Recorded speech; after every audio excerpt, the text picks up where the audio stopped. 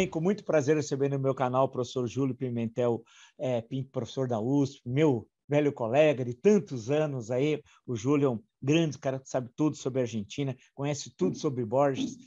Se a gente falar Borges para o Bolsonaro, ele vai achar que é o centroavante de São Paulo. Não é, Bolsonaro, é um outro. Se explicar, porque nós temos um presidente beócio na presidência da República.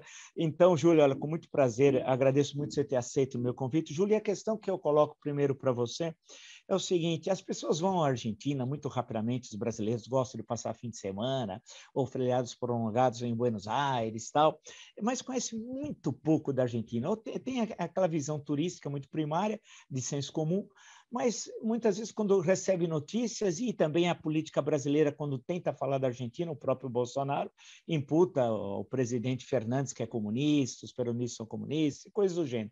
Então, e agora nós estamos tendo eleições, foram realizadas eleições para o Legislativo, logo vão ter eleições presidenciais, e o quadro parece que está mudando, além da situação econômica ser muito grave, também na Argentina foi duramente atingida pela pandemia. Então, a primeira questão que eu coloco para você: eu conversei com o nosso colega, Alberto Ágio, quase agora, nós estamos uma entrevista lá sobre o Chile e a história do Bolsonaro chileno. Agora temos um Bolsonaro argentino. Deus do céu, o que é isso? É verdade isso ou não é, Júlio? Obrigado por ter atendido o meu convite. Pois é. Bom, em primeiro lugar, muito obrigado, Vila. É um prazer estar aqui com você. Mais uma conversa dessas tantas. Não vamos citar o número de anos, porque senão as pessoas intuem a nossa idade. Melhor evitar, né? Pois é, Javier Milei, né? Javier Milei é o que alguns têm chamado de Bolsonaro argentino, né? Mais ou menos na mesma linha, um aliado mais recente dele, o José Luis Espert. Eles conseguiram destaque nessas eleições, concorreram por uma aliança chamada La Libertad Avança, e a Libertad Avança conseguiu um resultado muito expressivo. Nunca isso tinha acontecido antes na Argentina, né? Nunca antes na história da Argentina um grupo de extrema-direita tinha conseguido uma votação tão ampla. Conseguiram 17% na província de Buenos Aires e 7% na cidade de Buenos Aires, né? Isso significa que a Libertad Avança, essa extrema-direita argentina, vai entrar com, ainda, os números não estão totalmente fechados, mas deve entrar com 4, ou mais provável, 5 deputados na Câmara Nacional Argentina, além de uma representação no parlamento local, no parlamento da capital. Se o Milei é um Bolsonaro argentino, a gente ainda não tem como saber. Ele defende teses de um ultraliberalismo, ele é um economista por formação, né? Um sujeito muito mais ilustrado, evidentemente, que o Bolsonaro, que também não é muito difícil, mas, enfim, é um sujeito com formação acadêmica, um sujeito que tem uma carreira no jornalismo, participou de muitos programas como comentarista, etc., e com isso ele ganhou uma certa notoriedade. E, de fato, embora já se imaginasse um crescimento da extrema-direita argentina nas eleições primárias de 12 de setembro, eles tinham conseguido um pouco mais de 13% dos votos, esses 17% de agora surpreenderam, né? Quer dizer, em 2 meses eles pularam quase 4%, de 13,6%, na verdade, para 17%, e conquistaram essas cadeiras no parlamento argentino. É curioso porque houve também um avanço da extrema-esquerda argentina, não é? Que também numa frente liderada pelos trotskistas, Nicolás del Caño, conseguiram lá, provavelmente consigam 3 cadeiras na Câmara dos Deputados, o que vai fazer com que os debates fiquem um pouco mais quentes por lá. Eu tendo a achar que há muito no Javier Milei, né, esse protagonista de La Libertad Avança, da extrema-direita argentina, haja muito de um certo oportunismo e, ao mesmo tempo, lógico, tentando surfar nessa onda que teve Trump, que tem Bolsonaro, etc. Por enquanto, me parece que a participação dele em escala nacional vai ser restrita. Mas ele já avisou Ele avisou que a partir de agora, a partir da semana que vem, ele já vai percorrer o país para montar uma chapa para 2023, para as eleições presidenciais do ano que vem. Vamos ver no que isso dá. Agora, Júlio, como é que se explica a permanência do peronismo, né? Porque aquela velha explicação do populismo na América Latina, com aquela tríade de cardenismo, varguismo e peronismo, no caso do Brasil, o varguismo, como presença política, como partido, como lembrança, é quase que nula, né? Excetuando a época do Leonel Brizola no PDT, que a todo momento falava em Vargas, os outros desapareceram e ninguém mais fala. No México, já é um pouco mais complicado, porque afinal é o processo da Revolução Mexicana, né? Do partido, da revolução, da ideia da revolução e não do indivíduo, né? Apesar da importância do Cárdenas como presidente entre 34 e 40. Agora, no caso da Argentina, é inacreditável, né? Se nós fosse puxar um pouquinho, desde o golpe lá, o grupo lá dos oficiais unidos, 43 mais ou menos, né? E depois 45, a eleição de Perón, a queda em 55, o retorno no início dos anos 70, toda aquela coisa, depois a morte, Isabelita, aí vem a tragédia da junta, e depois vem os radicais, fracasso, volta os peronistas. E como é que se explica, desde o final, no início dos anos 40 até hoje, portanto, 80 anos, a presença do peronismo? É um fenômeno, por exemplo, que nós não encontramos, acho que paralelo na América Latina. Como é que se explica isso na sua leitura, no caso da Argentina? É muito impressionante, né, Vila? É muito impressionante essa resistência do peronismo, essa capacidade de se adaptar. Como você disse, né, o Perón surge na cena política argentina através de um golpe militar em 1943, golpe do Grupo de Oficiais Unidos, GOL, e se torna presidente a partir de 46. É eleito no final de 45, se torna presidente em 46, tem o primeiro mandato até 51, o segundo mandato que iria até 56, mas ele foi derrubado por um golpe em 55, outro golpe militar, ficou 18 anos no exílio, voltou à Argentina em 73, foi candidato pela terceira vez eleito, mas já velho, muito doente, tal coisa. Ele morreu no ano seguinte, em 74, e foi sucedido pela Isabelita, Maristela Martínez de Perón, que virou Isabelita, né? Maristela, né? Que governou até 76, quando mais um dos muitos golpes militares que a Argentina sofreu derrubou a Isabelita e iniciou aquele período tenebroso de 7 anos, de 76 até 83, 7 anos de um regime militar brutal, violentíssimo. É muito interessante porque quando acaba o regime militar, os peronistas perdem a eleição em 83. Vence um candidato da União Cívica Radical, Raul Alfonsin, que governou por 6 anos. Mas a partir daí, a partir de 89, quando foi eleito o Carlos Saúl Menem, do Partido Socialista, né, o nome do Partido Peronista até hoje, os peronistas controlaram quase ininterruptamente o governo argentino. Dos últimos 31 anos, eles governaram por 25. Né? Teve um pequeno entreato entre 99 e 2001, que foi o governo de Fernando de la Rúa, candidato da União Cívica Radical, que acabou com uma renúncia, uma crise brutal, uma crise econômica brutal, e mais recentemente, entre 2015 e 2019, o governo do Maurício Macri, né? que hoje, da proposta republicana, hoje um dos líderes do Junto por el Cambio, que foi a aliança que venceu as recentes eleições na Argentina. Eu acho que há muitos fatores que explicam essa longevidade do peronismo. Um deles é que o peronismo nunca perdeu suas bases sindicais. Diferentemente do que aconteceu aqui no Brasil, que o governo militar, que o regime militar corroeu as bases do trabalhismo nos sindicatos, houve toda uma geração de lideranças sindicais pelegas, né? E o PTB foi praticamente erradicado do movimento sindical. Os peronistas nunca deixaram de ter uma posição muito forte à frente das centrais sindicais e dos principais sindicatos argentinos, o que assegurou um prolongamento horizontal, né, no movimento, principalmente no movimento operário argentino. Outro fator, e esse é sempre o que me parece mais impressionante, inquietante, foi a capacidade do peronismo de variar internamente. Você sabe que em 1964, Perón estava no exílio, né, já fazia 9 anos, desde 55. Em 1964, pela primeira vez, uma revista argentina, a revista Primeira Plana, revista excelente, à época editada pelo importantíssimo jornalista e depois ficcionista Tomás Eloy Martínez. A Primeira Plana publicou uma charge nas suas páginas em que havia na parede um quadro que era a Mona Lisa, mas a Mona Lisa tinha as feições do Perón, e na frente, observando, todo mundo, várias das lideranças peronistas da época, olhavam para o quadro e diziam assim, ele está olhando para mim. Né? Aquela brincadeira de que não importa onde você esteja, você tem sempre a impressão de que a Mona Lisa está olhando para você. Por que isso? Por que essa charge? De onde vem essa charge? Perón, em 18 anos de exílio, nunca deu uma declaração oficial, nunca se pronunciou oficialmente.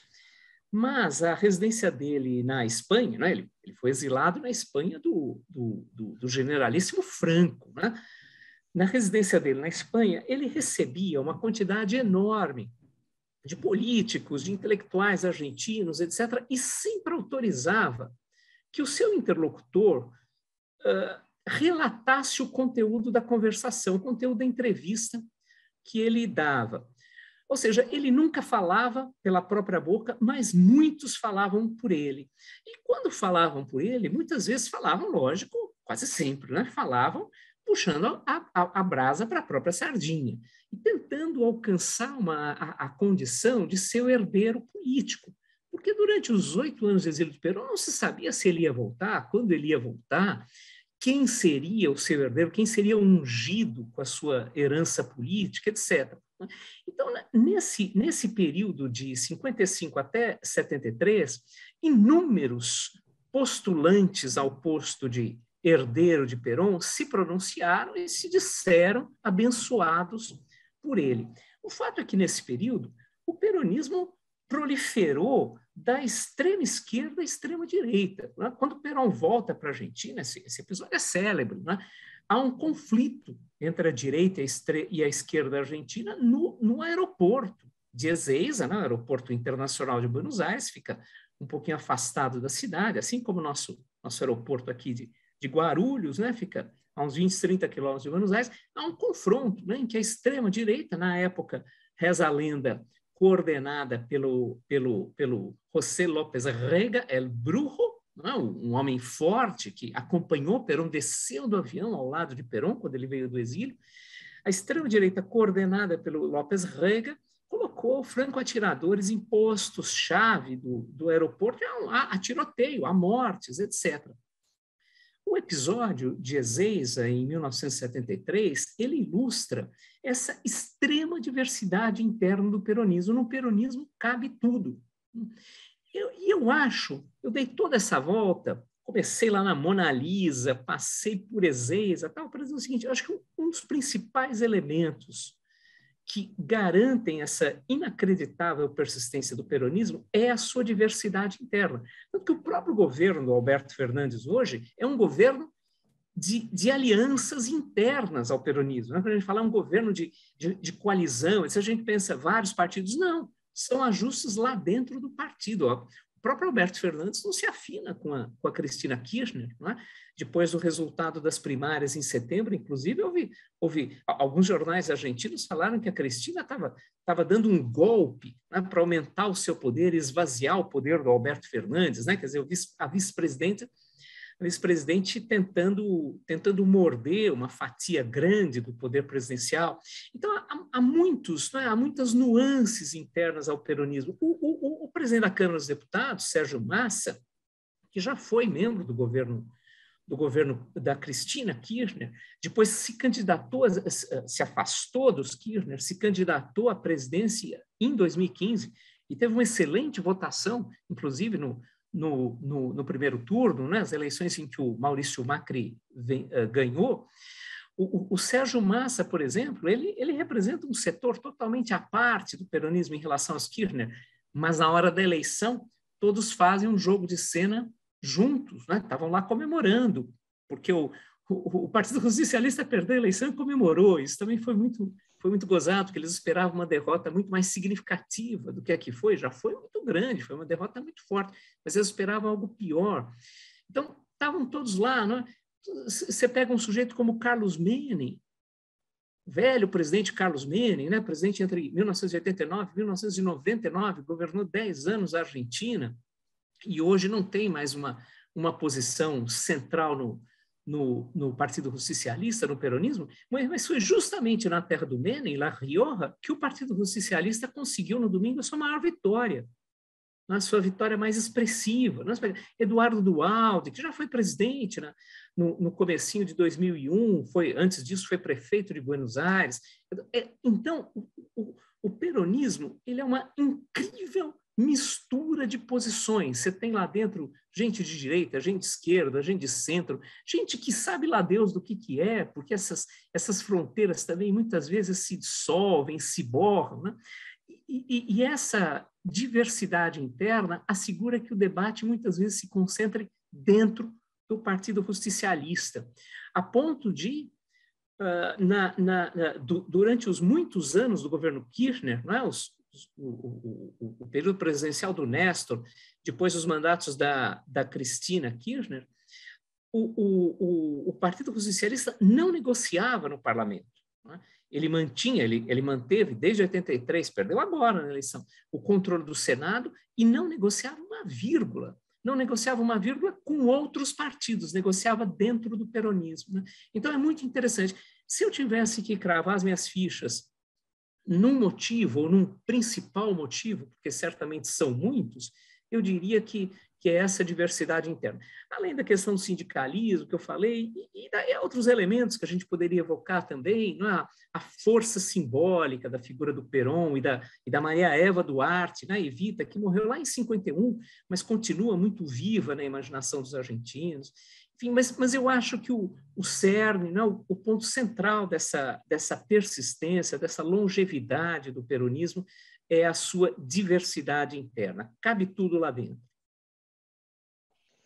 Deixa eu te colocar uma questão, pode ser assim, até meio de senso comum, mas as pessoas falam, desde quando eu era pequeno, já faz tempo, o meu avô materno era argentino, paterno era italiano. Mas aí as pessoas já falavam, a Argentina está em decadência, a Argentina está em decadência, tal.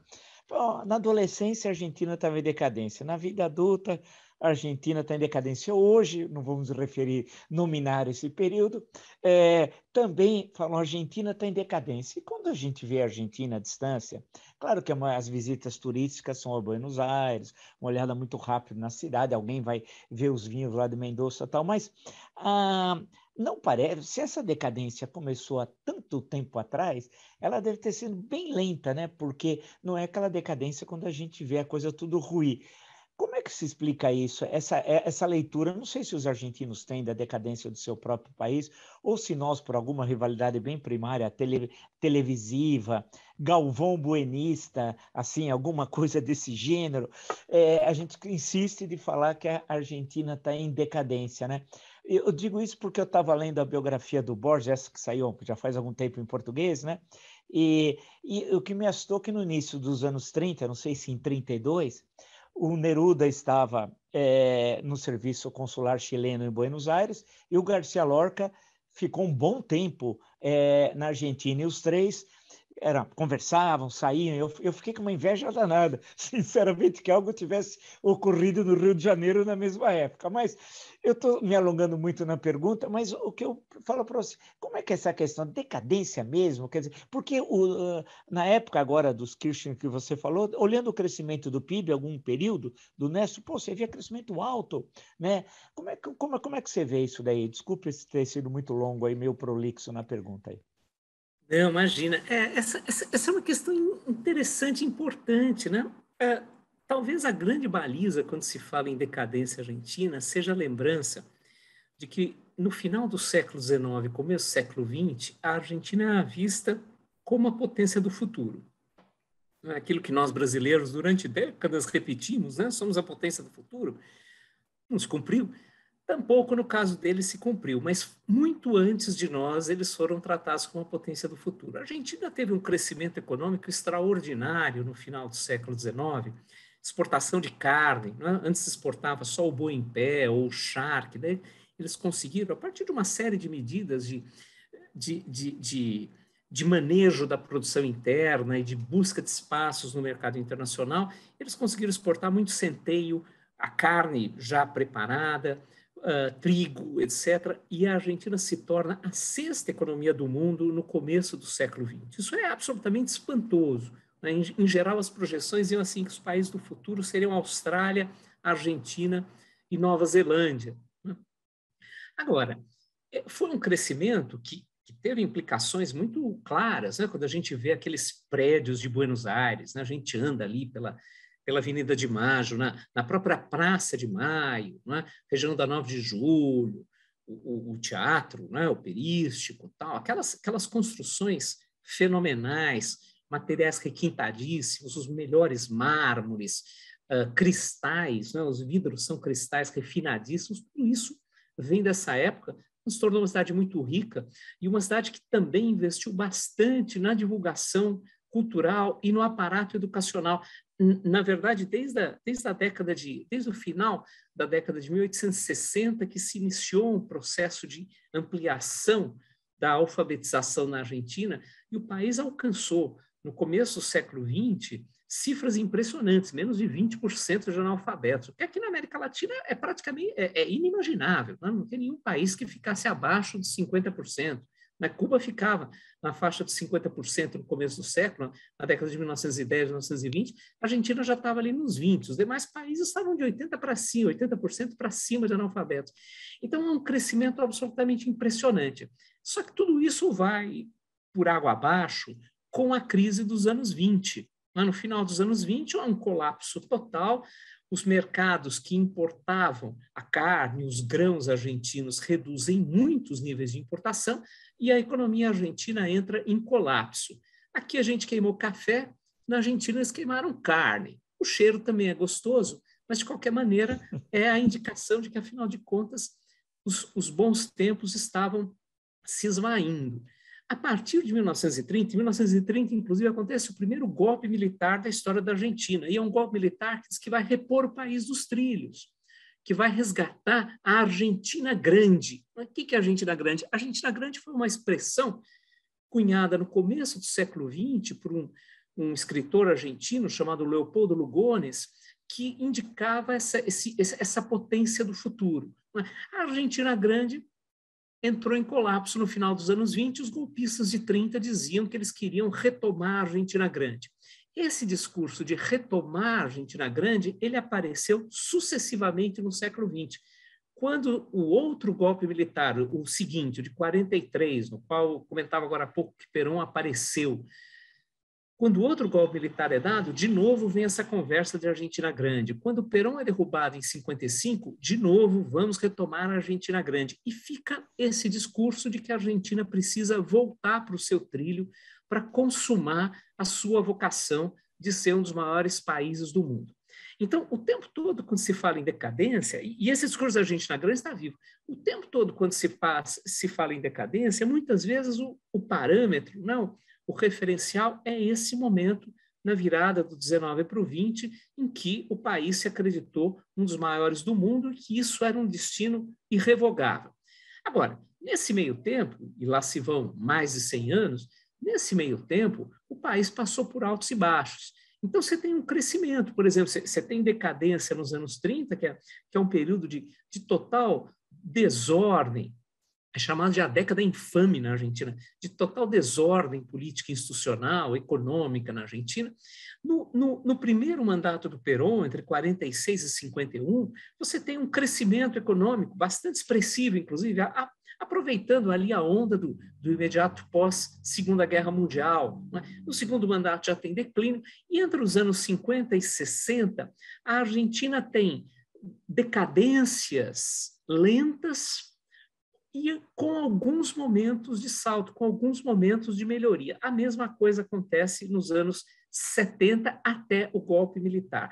Na verdade, até o princípio dos anos 70, até o governo da Isabelita, que foi um caos do ponto de vista econômico, e a Argentina dos anos militares, 76, 83, foi um país de franca decadência econômica. Nunca o país se desindustrializou quase 30%, em 7 anos de governo militar. Né? Aquilo que as pessoas falam, que os militares patrocinam desenvolvimento econômico. No caso da Argentina, foi o oposto. Né? Há uma fuga de capitais internacionais, porque um outro mito que existe é que os golpes militares são todos patrocinados pelos Estados Unidos. Os capitais norte-americanos fugiram da Argentina durante os 7 anos de governo militar. E a Argentina, em 1983, quando acaba o governo militar, é um país quebrado. O Raul Alfonsín, presidente entre 83 e 89, vai ter uma dificuldade desgraçada para organizar o país.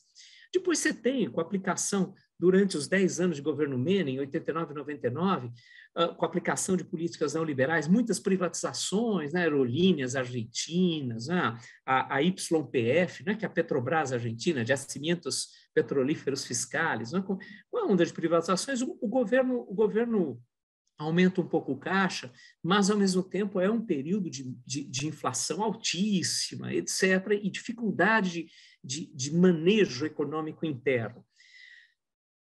A Argentina caminha para o final do século XX numa aparente desagregação total. Quando acaba o governo Menem e se inicia o governo Fernando de la Rúa, 1999, de la Rúa, comentei agora há pouco, eleito pela União Cívica Radical, governou 2 anos e depois renunciou em meio à crise, ao caos econômico mais absoluto, você chegou alguns economistas chegou a estimar que 30% da classe média argentina caiu no período de 2 anos para níveis abaixo da linha da miséria. 30% da classe média. Então, você tem uma derrocada que é ininterrupta. E depois disso, a partir de 2001, que envolve os governos Kirchner, etc., você tem alguns momentos de alta. Agora, a gente tem que lembrar também que durante o período Kirchner, os dados oficiais da economia argentina não eram confiáveis. Né?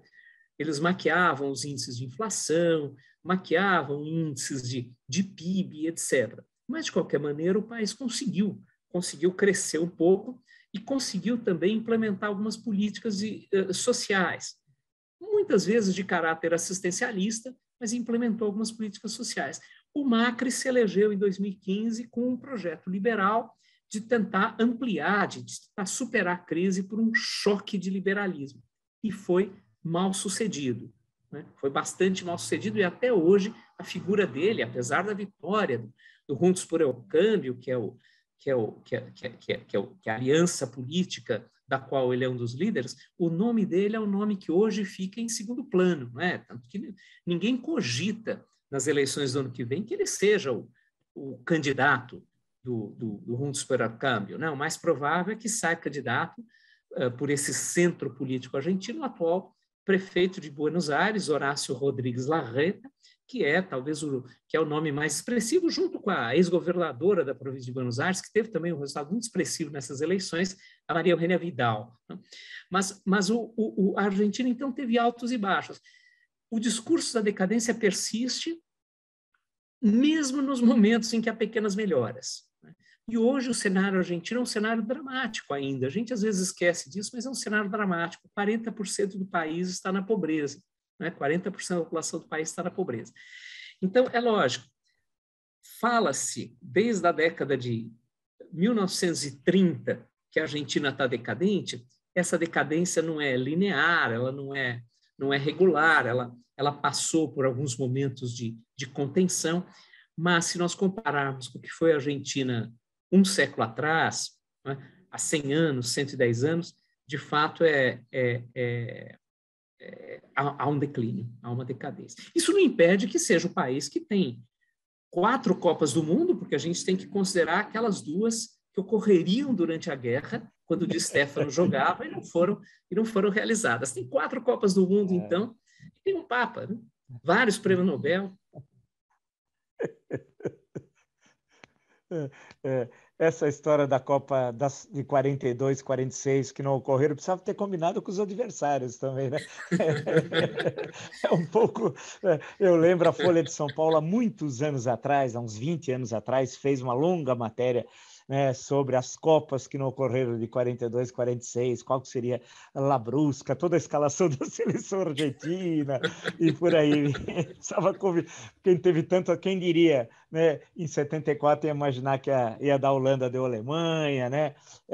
Em 54 era da Hungria, deu Alemanha, e assim vai, né? Como o futebol é surpreendente. Não, mas é incrível a cultura da Argentina. Agora, uma coisa que chama também a atenção, acho que encerrando, poxa, você colocou questões importantíssimas, mas é como que não sei se eu estou correto, Júlio, a, a, a, a imigração de talentos, né, no campo intelectual. Você falou do Tomás Eloy Martínez, também saiu, foi dar aula no exterior, todo mundo foi embora do país, né? Eu acho que esse baque o Uruguai teve, claro, o Uruguai acho que teve em proporção maior, né? Até porque é um país que tem uma população muito pequena. Quer dizer, como isso foi duro, né? Aquele processo, porque antes de começar a ditadura já tinha um processo de repressivo, né? Da Aliança Anticomunista Argentina, toda aquela tensão, Montoneiros, ERP, tudo aquilo. E como aquilo foi duro também para o país, né? Porque você pega uma parte da consciência crítica do país que sai, que vai e que não volta. Porque no nosso caso, quase todo mundo voltou, né? Não sei se foi o caso argentino, né? Em geral não. Em geral não. Mas é verdade, você lembrou uma questão importante. Toda a tensão política antecedeu o golpe de 76, né?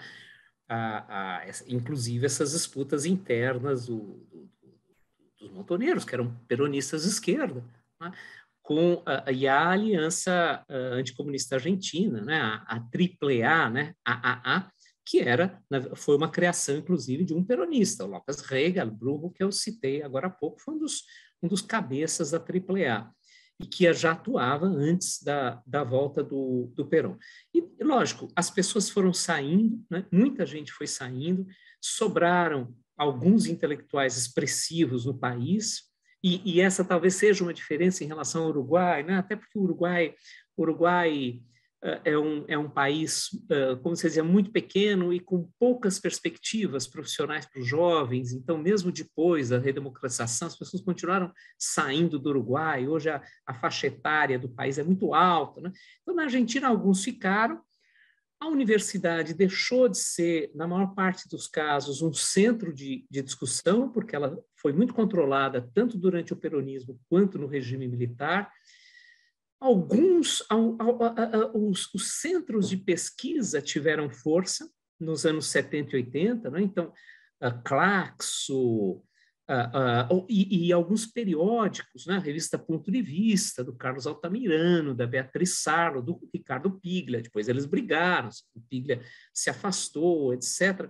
Mas houve, sim, uma perda muito significativa de pensadores. Não é para a gente falar genericamente, né? A gente fala intelectual, imagina só o sujeito que passa o tempo todo discutindo, não no bar, de forma ideal, mas pensadores, né? Artistas, etc., que foram muitos para universidades norte-americanas, muitos para universidades europeias, vários aqui para o Brasil, né? Vários vieram aqui para o Brasil.